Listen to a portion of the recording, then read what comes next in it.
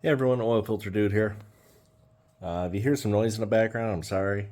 I live on a kind of a touristy lake down the main road, kinda. So gonna have a car here or there. I'll try to pause talking when I hear them go by. But today we're going to check out the difference between a Wix XP, and a Wix Racing oil filter.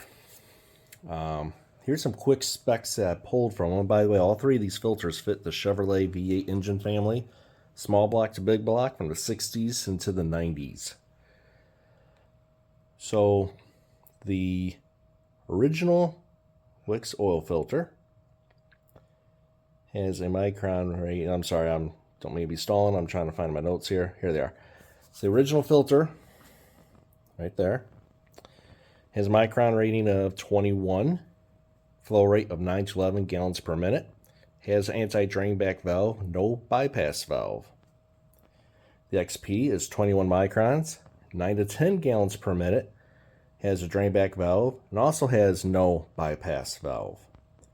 Here's the interesting thing. A lot of people think the racing filter is a better one.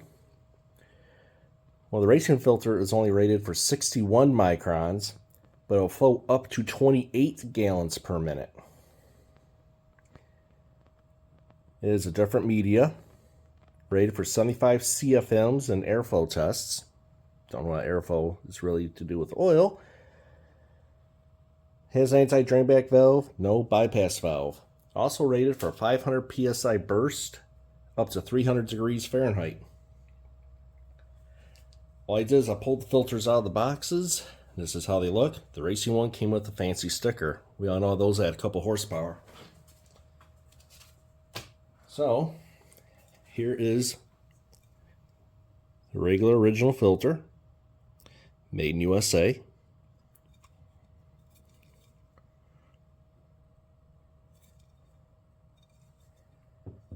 Here's the XP filter,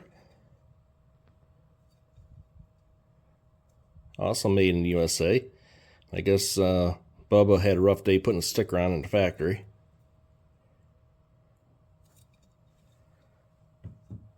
Then here is the racing filter.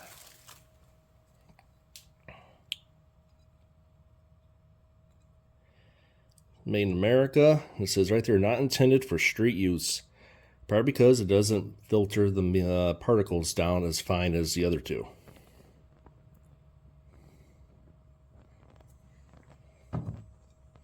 Forgot to show that part of these. But let's get cutting. In case you're wondering, this is just a cheap oil filter cutter I got off Amazon. Literally no name, straight from China. It's worked pretty good so far.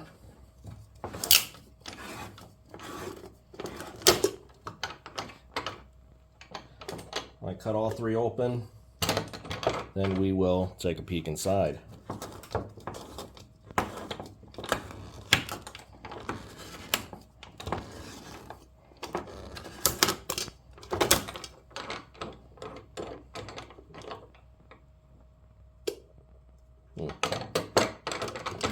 Let's get that one a little bit more. All right, should be able to get into that one.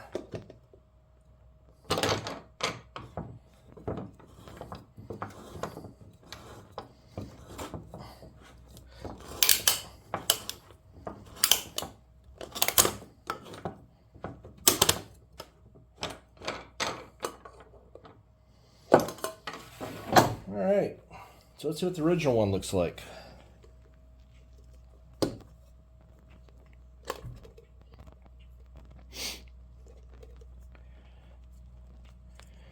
Feels very thin. Not much rigidity to it.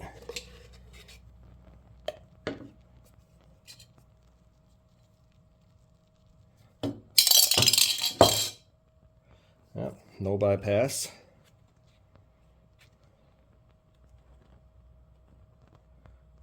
Pleats are glued. Looks pretty sufficiently. It don't look like it's going to come apart at all. It's got a steel inside structure.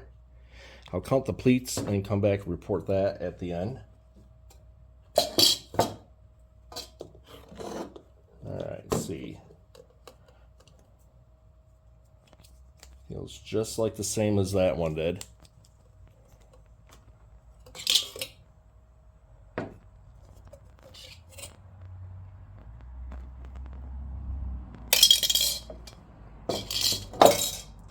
This one has a number stamped on the top of it there of 021825. It's probably when it was made. Steel inside core there. This one is crimped as opposed to just being glued.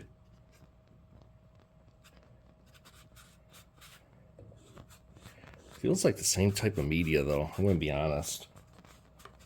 I mean, it's a little bit lighter in color, but feels the same to me. Of course, I'm not a scientist.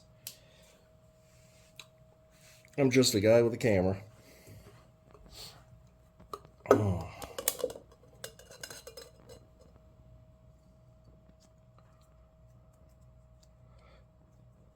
Feels a lot like the other ones, it's just a different color. A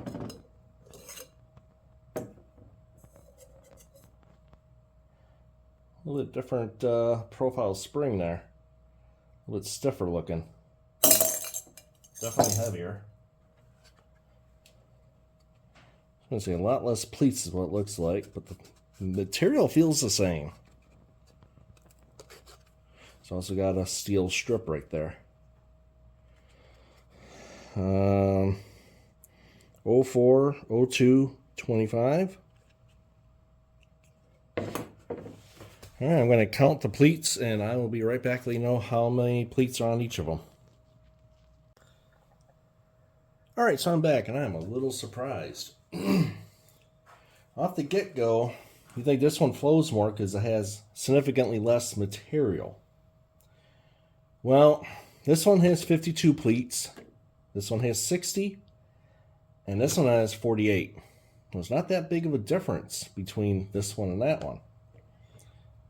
If you look at it, it looks like it's less material. It's a little bit shorter, I just noticed.